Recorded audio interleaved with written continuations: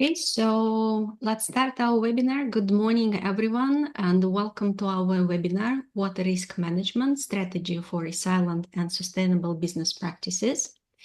Today is going to be really very interesting webinar, and I personally was looking forward to it. So before I introduce you our special guests and the company and speakers, I would like to just to have a few house rules for today's webinar. As you heard already, the recording started, so it means that the session will be recorded. We do it for purpose because not all our clients and guests have opportunity to join live. So we would like to share this later on sources. If you're not comfortable with recording, please just feel free to leave the webinar and then you can see recording. But we hope that everything is okay with your consent. All attendees are muted to ensure a smooth experience for everyone. However, you can see in Zoom webinar, you have opportunity to participate in polls, and we are really engage you to participate. And then submit your question in a Q&A box, which you can see down on the Zoom. We also want to be sure that we dedicated time at the end of webinar to go through all your questions and answers. And then if you would like to be contacted after webinar, please, you will get also a survey, leave your email address, and we will be happy to share with you presentation, and also Ramboll Italia would be happy to contact you as well. So let's start, and let me introduce our speakers today and give you some information about our speakers. Domenico Fracchiola. Domenico is a senior manager in Ramboll Italia with over than 15 years experience in environmental consulting. He has managed international projects for big multinational brands. He is also related to CSRD aligned water accounting, water risk assessment programs for corporate sustainability reporting and water regeneration project. Luca Rossi has more than 13 years experience in environmental engineering and sustainability consulting. He works for projects such as international project, national project involving management system, including waste handling processes and procedures, ISO 14001 frameworks, ESG strategies, definition and implementation. So different parts of sustainability reporting, ESG screening and strategy implementation, as well as risk management strategy, business continuous plans definition, infrastructure engineering and management. Also with us, we have Francesca Casale. Francesca is consultant at Ramboll. She has PhD in environmental engineering with a focus on hydrology and climate change impact. Francesca has experience in CSRD aligned disclosure, water risk assessment, for companies with the objective of defining water management strategies, climate risk assessment for alignment with EU taxonomy, and defining resilience measures for infrastructure and facilities. Also with us, we have Giada Ristuccia is a consultant in Ramboll Italia. She's an environmental engineer. She specialized in water risk assessment and water resources management. She supports companies in evaluating basin and operational risk and applies water stewardship principles to regenerate local water cycles. She also has experience in CSRD-aligned disclosure and ESG strategy. As you maybe saw our spot, it's going to be a hot conversation, very interesting, believe me. So I would like to give a floor to our special guest and kickstart the webinar. Thank you very much. Thank you, Anna. Good morning, everyone. As you said, my name is Domenico Fracchiola. I'm an environmental consultant at Ramboll, based in Milan. My work focuses on managing water-related projects, supporting clients in developing sustainable water stewardship practices, identify and mitigate water risks, and implement water management initiatives and perform remediation on contaminated waters, considering I'm a hydrogeologist at background. In this presentation, we'll discuss about water risk management, focusing on the potential impact of water-related issues which can affect business continuity at industrial sites, and strategies to mitigate risks and transform impact into opportunities. Next slide, please.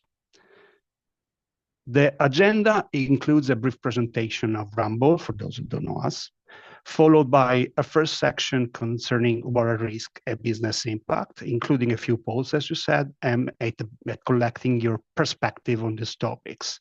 In this section, Francesca will show you how water resources have been impacted by climate change, and how these resources are strictly linked to the industrial production.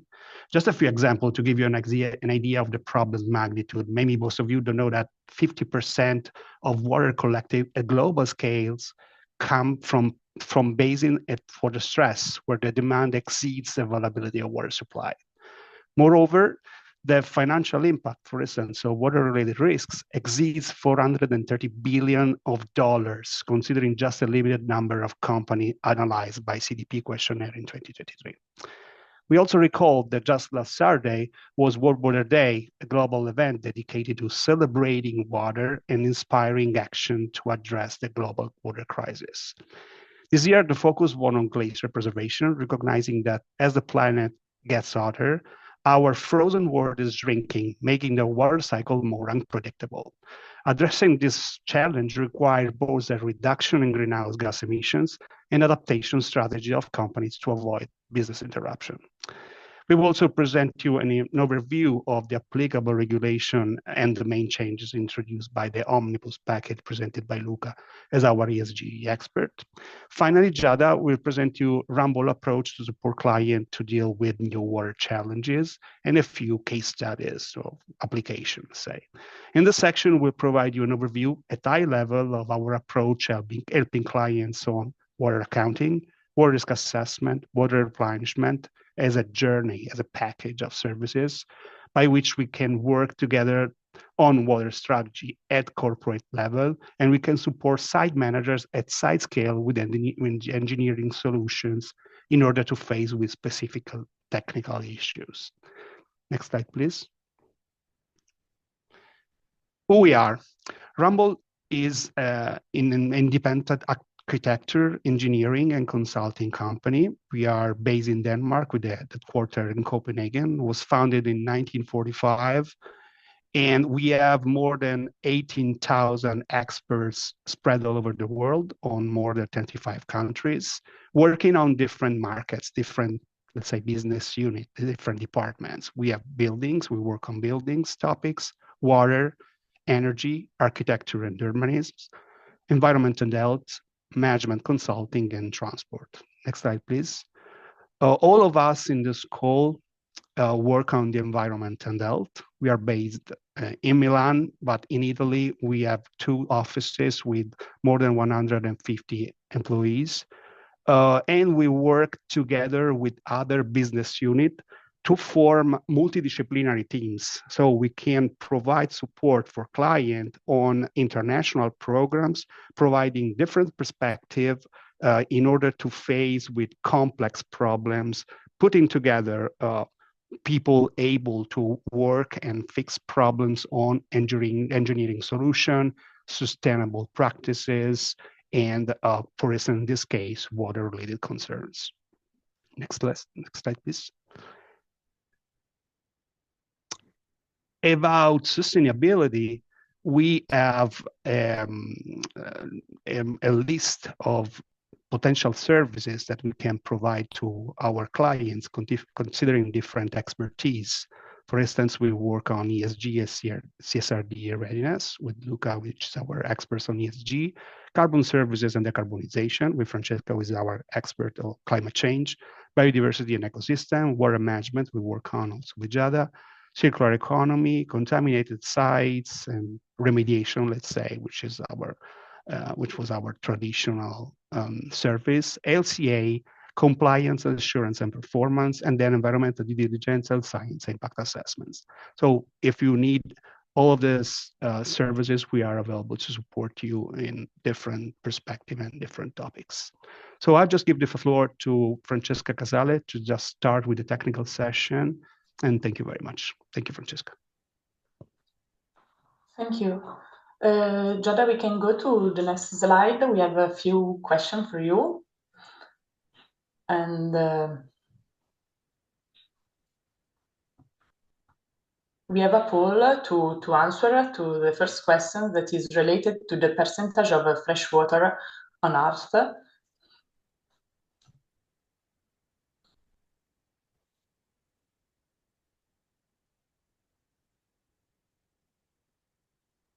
Let's give 1 minute to answer a question, and then I will be happy to share results.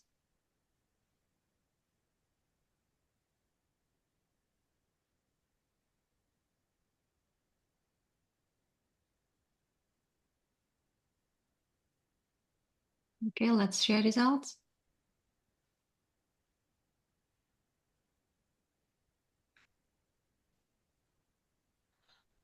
Okay, so the results was the first answer, 2.5, and then we have a slide dedicated to this topic. So we can maybe see the second question.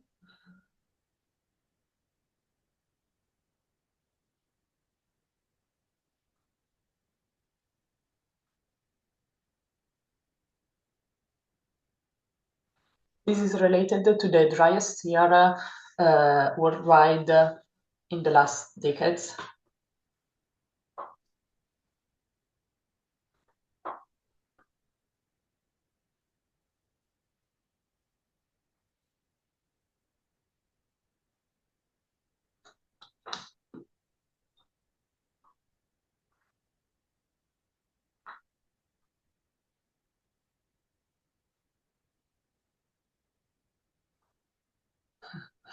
Okay, again, we have the correct answer, that is 2023, due to a long drought period worldwide in many regions. We can see the next.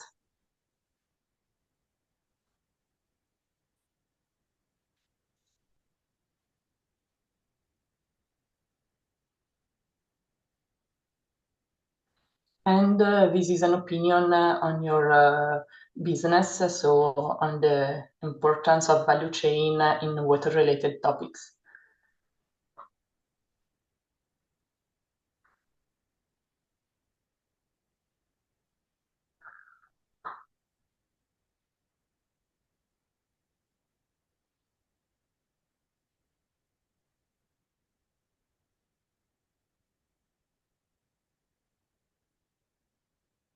Okay, so it's okay. We don't have a correct answer, but it's interesting to see that it's important, the value chain, and so maybe we have the opportunity to show how the value chain is important for many business.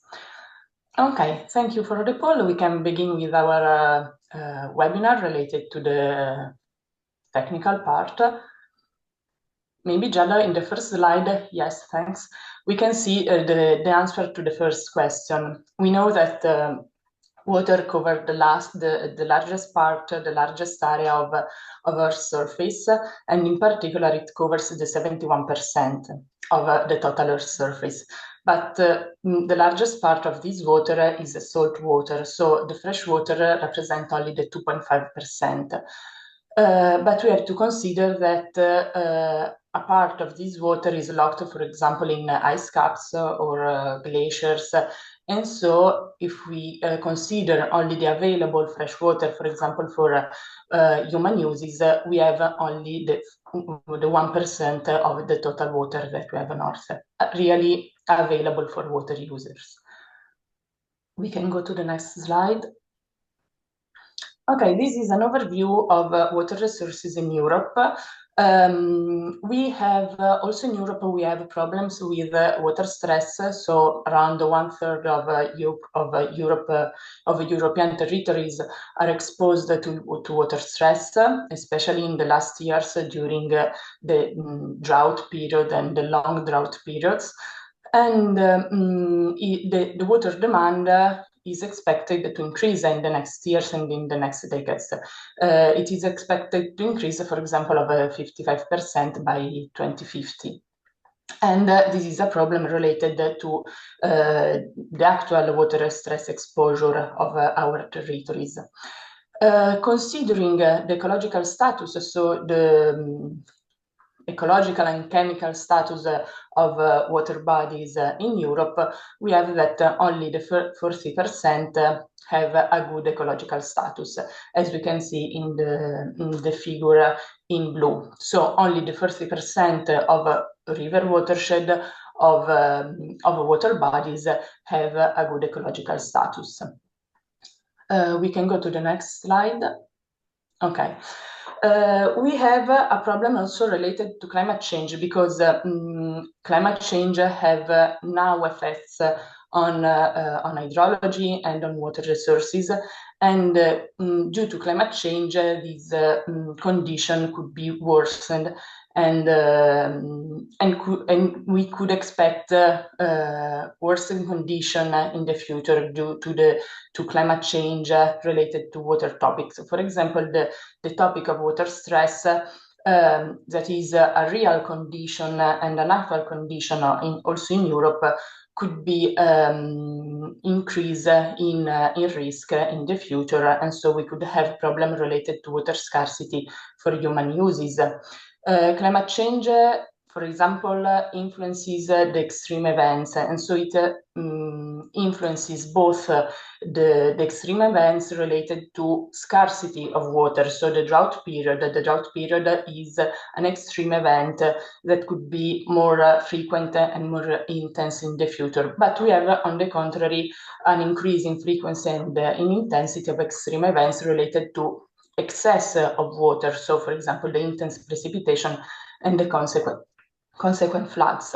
These kind of events could have an impact on ecosystem, causing loss of ecosystem, but also on a human system, so on the health and safety for people, but also, for example, impact and damages to infrastructures and activities. For example, if you think to floods, this could be a problem for damages to infrastructures and business. We can go to the next slide. Okay, when we think to business, we can consider both the impact that operation could have on water, on the environment, with an inside-out view, but we have to consider also the risk for the business due to problems related to water, so risk related to business interruption, with an outside-in view, if you want. We can go to the next. Okay, here we have an overview of the CDP questionnaire results of 2023.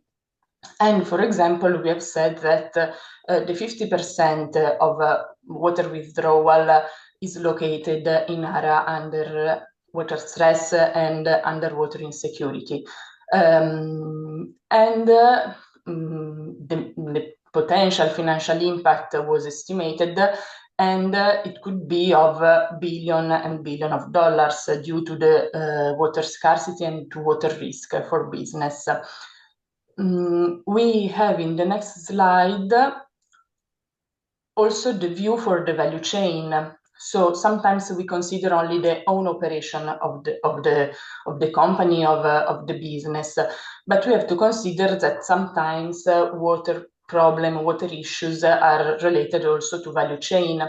And for example, from the CDP questionnaire emerged that only the 40% of companies consider the risk related to water in their supply chain. If we look to the table, for example, the first line is the food production. So if we consider, for example, the plants and the industry related to food production, we have a high risk related to water risk. But if we consider all the supply chain, and in this case we have to consider, for example, the problems related to agriculture, the risk is very high. We can consider, for example, for agriculture, we can have problems also both related to water scarcity, to droughts, and also to flood events. We have to say that only the 4% of companies define some targets related to water for their supply chain. So we have sometimes a high problem, a high risk related to supply chain and to value chain for companies, but few of them consider this real risk in their business, in their targets, in their strategy. We can go to the next slide. we have to say that water can create also opportunities for business. The first opportunity is related to the necessity to adapt to these changes and to these risks related to water. Sometimes companies are the drivers and can drive the changes faster with respect, for example, to the governments, because it's a direct interest of companies to adapt and to fight against this water-related risk. And the possibility the opportunity to adapt to water changes, to water risk, is also an opportunity to become more competitive with respect to other companies that don't adapt to this risk. We go to the next slide. Okay, here we have some examples of business interruption related to water. The first example is related to water scarcity. So we have an example in India, and during a long period of droughts in 2017, the governments cut the possibility to withdraw water from groundwater. And we have the company that was forced to reduce its production due to this restriction of withdrawal of water from groundwater. And so it's not an interruption, but it's a strong reduction of production. In the second example, we have a regulatory risk. So it's a problem related to regulation. In this case, we have water. We don't have a real problem related to water withdrawal and water availability, but we have a new regulation from the local governments that imposed a new ecological flow to respect the Water Framework Directive. These new rules, this new regulation imposed to the company to leave in the river where they withdraw water, to leave more water with respect to the past. In this condition, they couldn't withdraw sufficient water to satisfy their needs for the production. And so for this new regulation, they have to reduce their withdrawal for the production. In the next slide, we can see other two kinds of events. The first one, again, related to water scarcity. In this case, is related to the low water level in rivers. Also in Europe, sometimes rivers are used to transport material, raw materials, and during periods of low water level in rivers, we can have problems of navigability of rivers. And so in this case, it happens that raw materials and materials couldn't be transported in river, causing a lack of supply in raw materials for some companies. In the second example, we have a problem related to flood.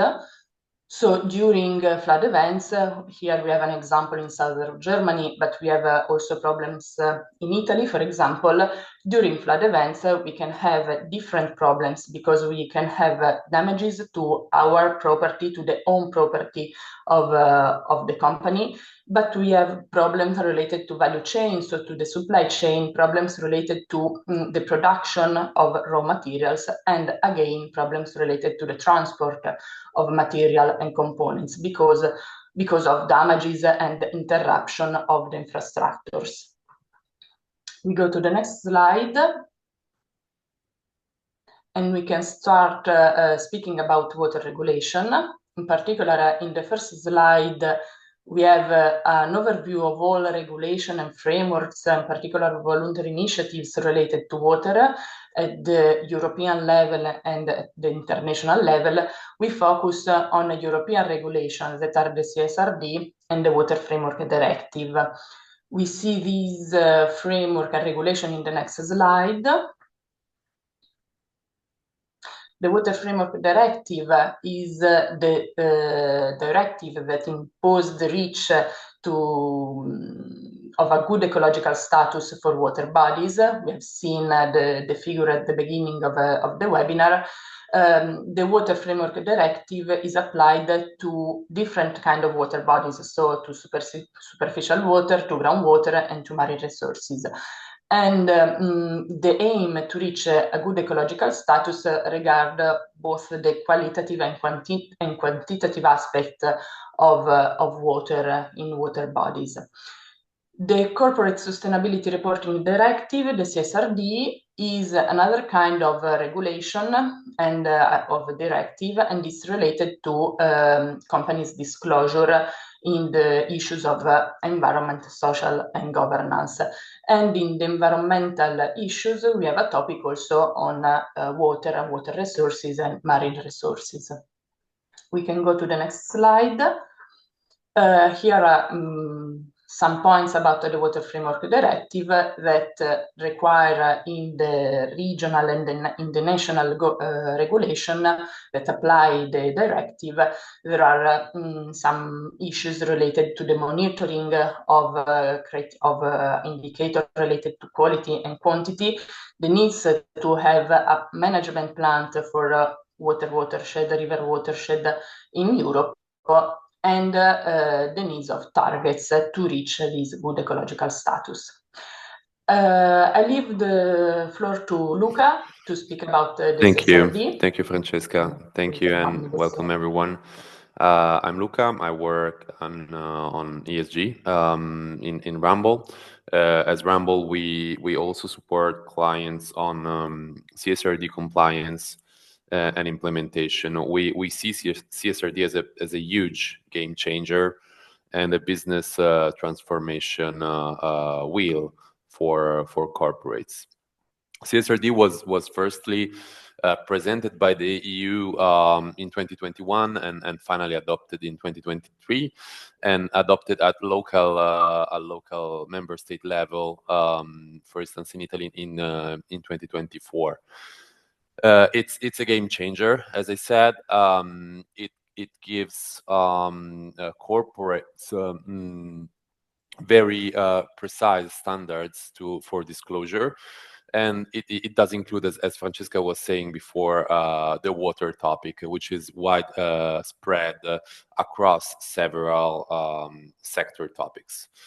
The CSRD was driven by the European Green Deal, as you can see here, and it's coupled with other regulations such as EU taxonomy, CS-DDD, which ask corporates to perform due diligence across the value chain and on their own operation, and SFDR, which regulates the financial space. Next slide. As I said, water is a material topic, can be a material topic for corporate businesses. It's regulated by mostly by the E3 topic within ESRS. ESRS is the guidelines, the implementation guideline of the CSRD, so it's the operational tool for disclosure, but it's not limited to E3. So water is spread across several environmental ESRS, such as E2 pollution, E4 biodiversity, and E5 resource use and circular economy. All of these topics ask to disclose also on some aspect related to water consumption and impacts on water. The ESRS asks to it's really a standard approach to adopt a policy. Specifically here we are talking about water, to implement actions and to measure those actions with targets and metrics, and to estimate the financial effects both from an inside-out perspective and from an outside-in perspective, so the impact of on the balance sheet of the company. There's the DMA, double materiality assessment, which is a key part of ESRS and CSRD disclosure, asked to perform an IRO's assessment, so impact, risk, and opportunities. And there are several topics related to topics and subtopics related to water. Next slide.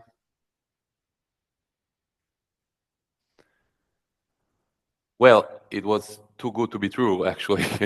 I mean, it was very complex, a very complex architecture, the CSRD, and therefore, given the peculiar political and economic condition, the EU decided the last few months to launch a let's say a reduction program to kind of scale down some of the requirements of the CSRD. The omnibus package was launched for approval in the last few months in 2025. And it's kind of walking the walk to be approved in the next months. It's not it's still uncertain the final date for approval. The omnibus will change the threshold to enter on wave 2, so large companies. And it will increase the number of employees that rules this threshold. So the companies that will be under the CSRD would be less than 7,000, while before was approximately 50,000 across all Europe. It will change requirement for value chain reporting, for assurance. This is really relevant. So before the CSRD asked companies to perform a limited up to a reasonable assurance on their reporting, while with the omnibus package it will remain as a limited assurance.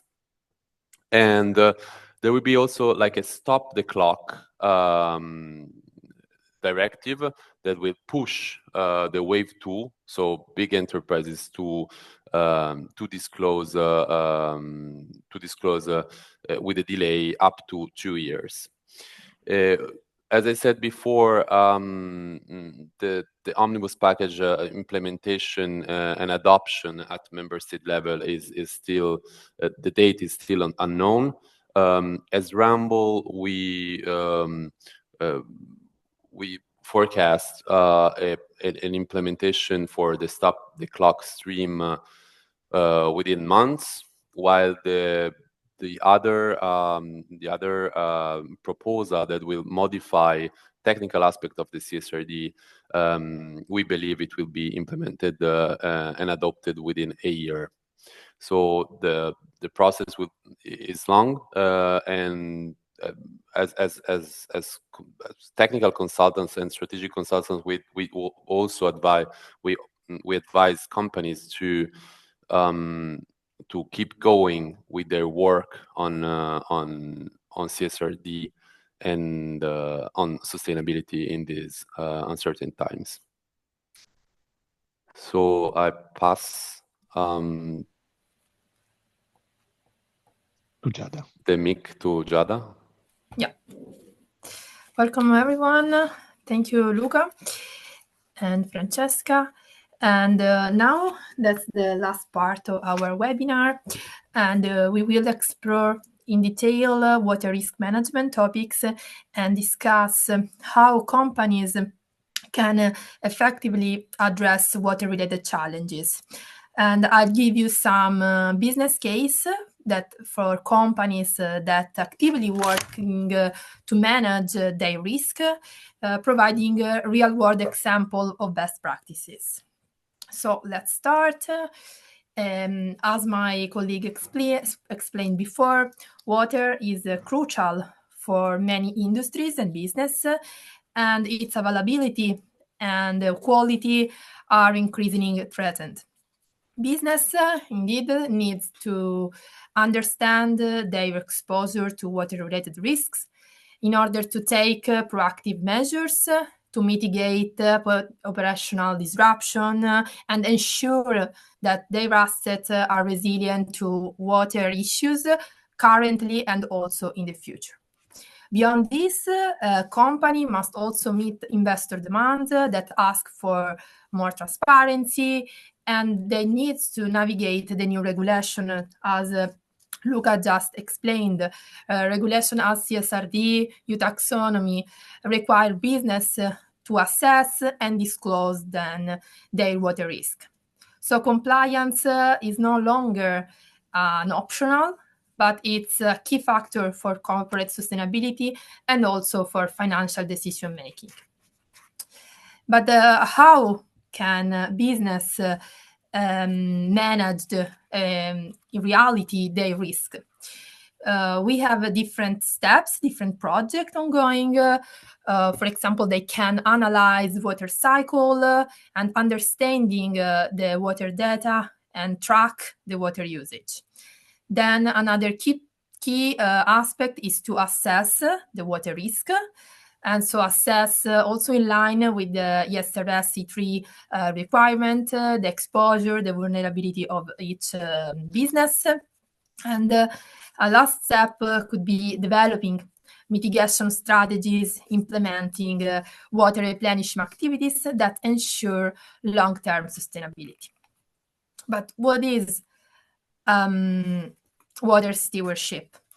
Water stewardship, as defined by the Alliance for Water Stewardship, is the usage of water that is socially and culturally equitable, environmentally sustainable, economically beneficial, achieved through a stakeholder inclusive process that involves site and catchment-based action. So in simple terms, what does it mean? It means that the company should not only focus on their own usage of water, but also they need to engage with local communities and understand the ecosystem, the catchment where they are operate to ensure long-term water sustainability. A strong water stewardship strategy, in fact, help businesses to, first of all, reduce operational and also regulatory risk, but also improve resilience against scarcity, pollution, and so on. They can also strengthen relationship with their partners, with the stakeholder communities, and also enhance brand reputation, and also investor confidence for their business. At Ramboll, we support businesses in developing comprehensive water strategies. Our approach is integrated at corporate and site level, helping company not only in meeting a compliance standard, but also drive a real impact in, impact, environmental and social impact. Before giving some example of these 3 steps of a project, these 3 kind of project, I want to ask you some question. So let's take a moment to do a poll. The first question is related to you. If you are already aligned with the CSRD requirement?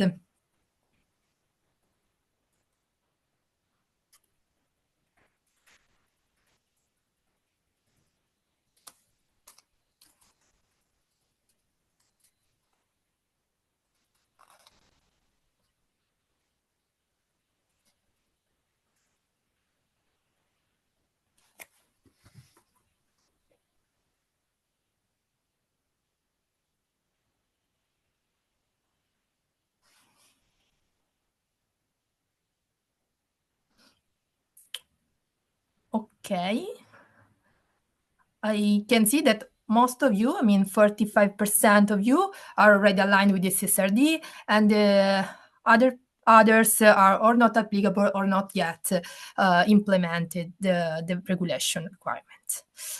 Then a question about the water risk if you know which are the categories of water risk.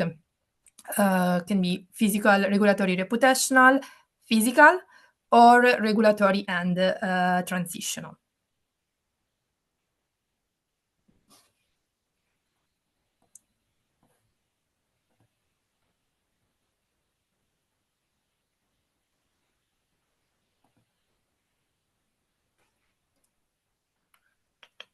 I don't see the results.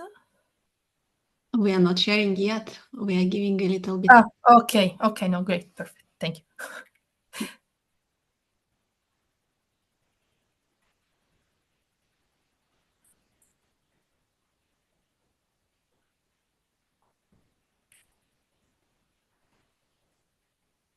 Can you see now results? I can see each other.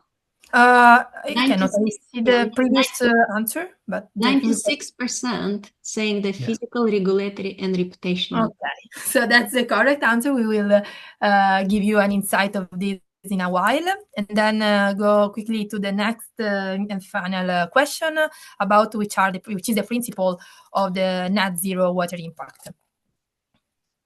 So to ensure a company that has enough water for its operation without considering local impact, replenish water that is consumed, benefiting both the environment and the local communities, and C, to achieve water efficiency solely within company facility without external initiatives.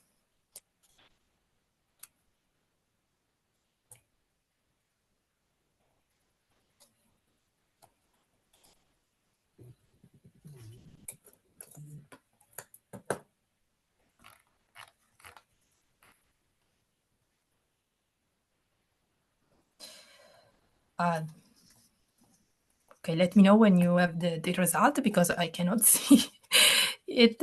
I don't know why. Okay, now yes. Yeah. Now yes. Okay. So yeah, the correct is the second one, as just explained about the water stewardship. So thank you for joining the poll, and let's dive into our first case study, which involves a multinational company operating across food, health, personal care, and adhesive sectors that has 15 plants spread across the globe. This company faced the critical challenge to define a uniform water accounting methodology that align with CSRD requirement, specifically the ESRS E3 standard.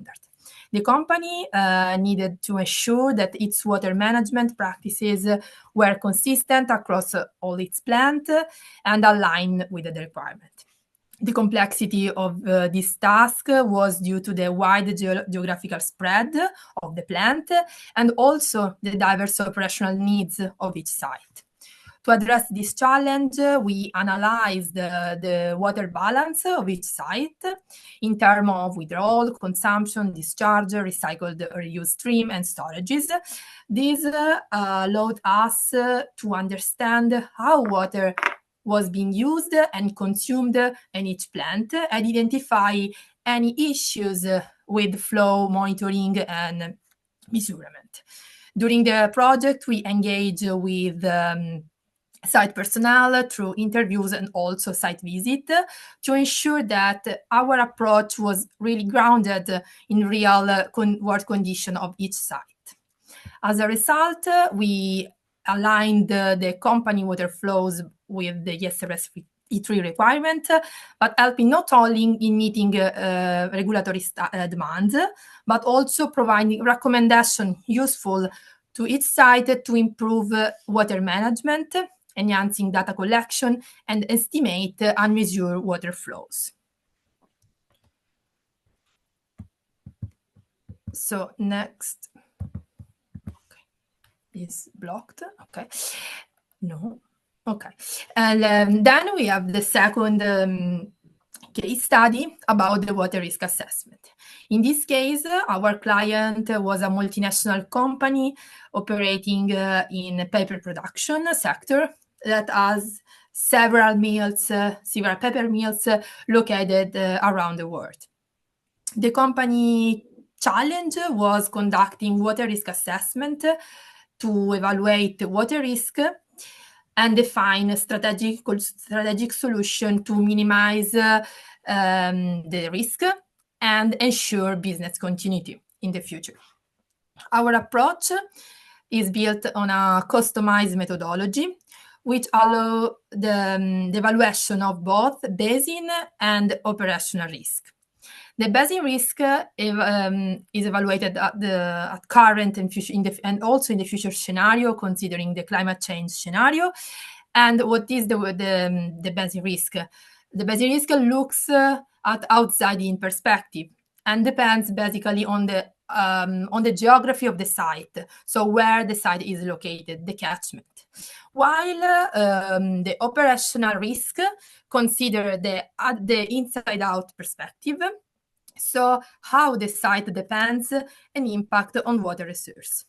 In generally, both basin and operational risk are composed by 3 different categories that are water physical risk, that refers to the availability and the quality of water, regulatory risk, which refers to legal and regulatory landscape, including changing of laws, restriction of water usage, new regulation, and reputational risk that consider the public perception, the community's relation, and stakeholder engagement in the basin. By applying this methodology, we identify the water risk for each categories and both basin and operational risk.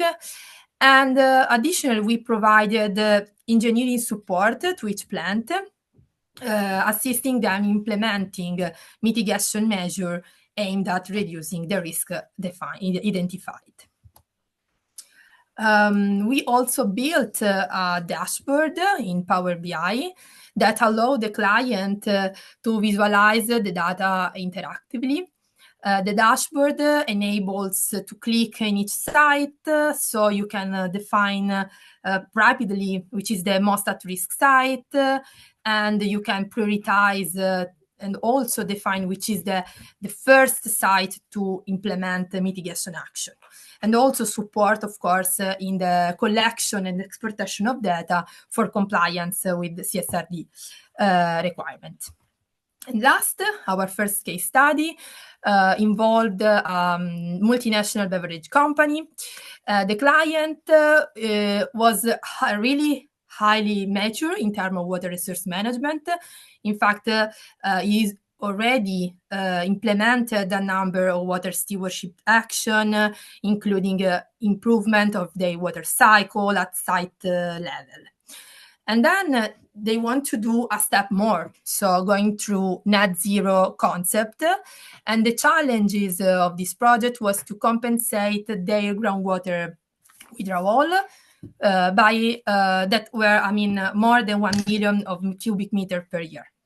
And they want to regenerate this withdrawal within the catchment. So their goal was to reach net zero water impact, ensuring that the company operation do not negatively affect the local water resource. This challenge, to address this challenge, we applied the international recognized methodology of volumetric water benefit accounting that is from the WRI, World Resource Institute. And the methodology focuses on addressing share water challenges within the local catchment, ensuring that companies take action to tackle water-related issues that are really relevant for the catchment, for the communities where they operate. The methodology enables to quantify the volume regenerated and also to evaluate other positive impact. In that case, we following the methodology, we identify that the share water challenge in the region was the depletion of groundwater resource. So in response, we implemented a managed aquifer recharge activity, which also include a forestation component with planting on tree. This dual approach not only helped in replenishment of the local groundwater, but also contribute to ecosystem regeneration, carbon sequestration, providing additional environmental benefit and enhancing the sustainability of local water system. And that's all from my side. We are here to answer your question, if any. Please feel free to write in the chat, and we are here to answer. Thank you. Thank you very much, Giada. Thank you very much, all. While we are waiting for questions and answers, I probably would like to ask a few questions, which I have. You mentioned in one slide that the companies, they have action plan for risk mitigation, right? Can you share maybe best practices or best examples how companies can set up KPIs, or what kind of KPIs can be to trace this action plan or to put it as a strategy? Giada, you want to reply?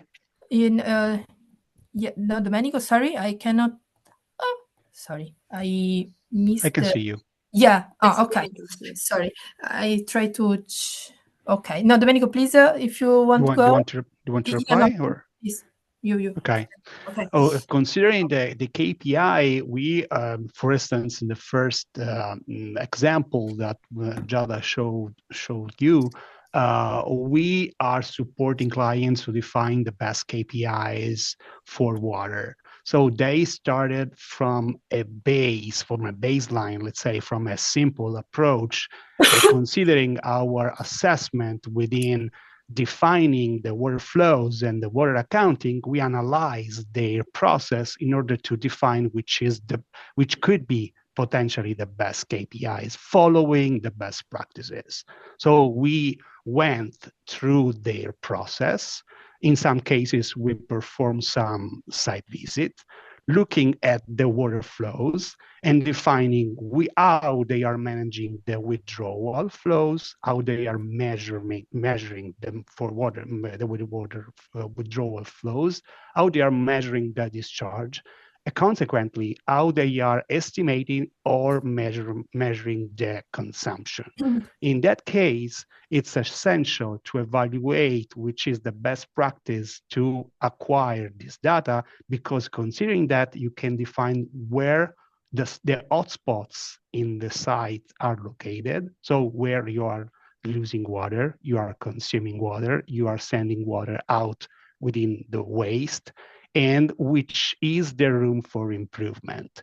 For instance, you can improve your cycle reducing losses.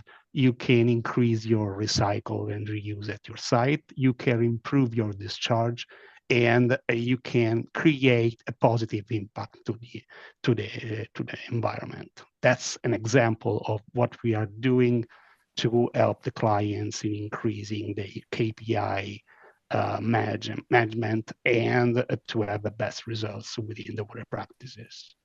Thank you, Domenica. And I guess if we continue on this part, that water risk assessment maybe also can be, let's say, customized for each sector, right? So yeah, it can be unique one. Giada, you want to reply, or Francesca? Yeah, sure, Anna. I mean, the water risk assessment can be customized to different sector, so different realities. Our methodology is based on the WWF methodology, so it's robust and it can be adapted with two different businesses, and maintaining, keeping the robustness, and also you can compare different sites. You can compare, even if you have a spread realities. For example, we had a client that works both on seafood and also in health and care. You can adjust the risk assessment with different consideration according to the to the sector, but then you can compare the results, the scoring of the water risk assessment from a site to another, having a real prioritization of your site within your portfolio. Thank you very much, Jod. I have another question while I'm really engaging our audience to ask questions. Probably I'm the most curious one. With records, you cover also the part of CSRD and Omnibus. And I guess that's, and we saw that most of our attendees affected by CSRD and Omnibus. But I have a question, probably maybe Luca to you. Is there any other universal frameworks which aligned on the water? And maybe we can slightly touch this point as well, because if we talk about big corporations, they are not only under CSRD, they usually operate in other countries, and the different law can be applicable there. So maybe we can touch this point a little bit as well. Yeah, thank you. Thank you, Anna. Yeah, of course. When Omnibus is kind of stepping back the compliance framework, and so we are again reopening the scenes for the voluntary actions and requirement and disclosures for companies. Of course, there are several governance framework that includes water for starting from disclosure. We know GRI, of course, it's the most known disclosure framework. There are also governance disclosures frameworks such as the TNFD that includes also water as part of nature, and TCFD, of course. So the climate change framework for disclosure, and it also includes water as part of the assessment that it's needed to align to the TCFD. So and of course ESRS can be taken also as a voluntary guidelines for companies to disclose, and the new voluntary SME from EFRAG, they're also available for large companies, and I think it's good to start reviewing those standards and see what we can do with that, with the VSME standard, also on water. Thank you. I see that we don't have a question from our auditory, and maybe please allow me one more question with respect of our time. Is any solution, or what kind of solution, if any, can be implemented as replenishment activities? I can answer to that. So considering the ambition of the client, of the site, we can define which is the journey to be followed along with the client within the water topic. So we can start from the water accounting. We can go ahead to define which is the water risk. And this allows to define which is the reality at the site. So which is the condition, which is the compliance, in order to arrive at a minimum base of compliance. So I want to be compliant, which is requested by the law. If you have a higher ambition, or going ahead into the journey, you want to become more ambitious, and you want to reach higher results on water, you can try to compensate on the land the water that you are using from the environment, to give that back to the land. In this case, you are performing compensation action, and you can do that to reach the water net zero or the water positive. In the first case, you are just reaching the equilibrium between what you take from the environment and what you give back. In the second case, if you are net positive, you are giving back to the environment more water that you take. In that case, obviously, you are increasing your reputation on the territory, and you are increasing your engagement with the stakeholders. You are improving your reputation in front of the communities.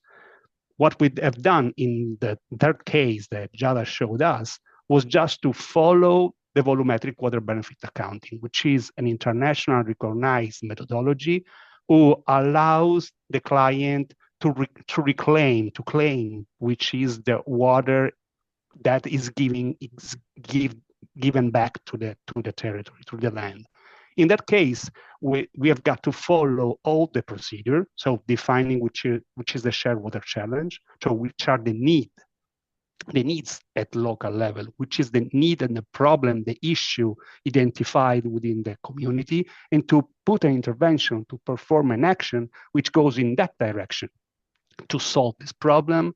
And you have got to prepare a project which has got to be proposed and analyzed by an international expert panel. If it's approved by the expert panel, you are recognized as a positive contributor to water cycle. In that case that we showed, basically we selected the problems with regard to the groundwater depletion, and we performed a managed aquifer recharge intervention. So just putting water from the surface and creating an artificial recharge of groundwater in order to replenish and to create a positive impact on groundwater. That's just an example, but you can do a bunch of different actions considering the local shared water challenge.